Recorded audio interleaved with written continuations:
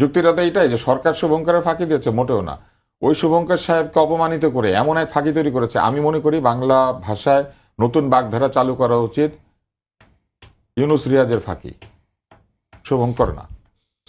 বা ইউনুসীয় ফাঁকি, বা ধরেন রিয়াজীয় ফাঁকি, এইটা চালু করা উচিত। কারণ এইরকম ফাঁকে শুভঙ্কর সাহেব কল্পনা করতে পারে নাই। শুভঙ্কর সাহেব তাদের কাছে শিশু।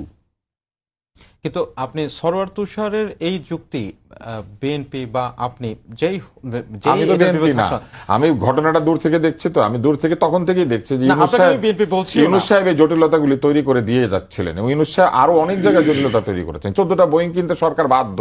আপনি একটু খবর বললেন না, 14টি বোয়িং কিনবে সরকার। 14টা বোয়িং কিনতে বাধ্য, উনি চুক্তি করে গেছে। সরকার না কিনবে কেমন করে? সরকারকে এখন ঘটিবাটি বিক্রি করে হলে 14টা বোয়িং কিনতে হবে। দেশে আপনি দেখতে পাচ্ছেন গাড়ি চলে না তেলের অভাবে, 14টা বোয়িং চালাবে।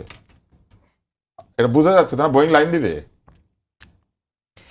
মনে করেন এয়ারপোর্টে গিয়ে দেখা গেল বোয়িং লাইন দিয়ে জেট ফুয়েলের দাম ডাবল হয়েছে। জি, এই টাকা কোত্থেকে দিবে? $2 বিলিয়ন তেল আমদানি করে নাকি এখন IMF এর কাছে হাত পাততে হচ্ছে, যেটা সত্যি কথা। এটা কোনো লজ্জার কিছু নাই। কিন্তু এই সরকার 14টা বোয়িং কিনতে বাধ্য। কি করবে? 14টা বোয়িং কিনে বিমানকে লাভজনক করবে। 4টা বোয়িং যে লাভজনক করতে পারে না, সে 14টা বোয়িং কিনবে। মনে করেন একটা লোক 4টা গরু মোটা তাজা করতে কিনেছে, তারপরে মোটা তাজা করতে পারে না, গরু মারা যায়। এখন আরো 14টা কিনে 18টা করবে। 18টা করে সেই 18টাকে আরো মোটা তাজা করবে। মোটা তাজা করার লোক কোথায়? 14টা বোয়িং শুধু কিনা হবে। 14টা বোয়িং আসবে কিভাবে? 10 বছর লাগবে, 5 বছর লাগবে এই বোয়িং আসতে। সরোয়ার তুষার এবং উনি যে চুক্তি করে গেছেন, দেবপ্রিয় বলে নাই? দেবপ্রিয় ভট্টাচার্য পরিষ্কার বলেছেন যে বাংলাদেশের জন্য সবচেয়ে ভয়ঙ্কর হচ্ছে তেল টেল কিচ্ছু না, এই চুক্তিটা। শুধু 14টা বোয়িং কিনবে, তুলা কিনবে, গম কিনবে, সয়াবিন কিনবে, কৃষি পণ্য কিনবে, বীজ কিনবে।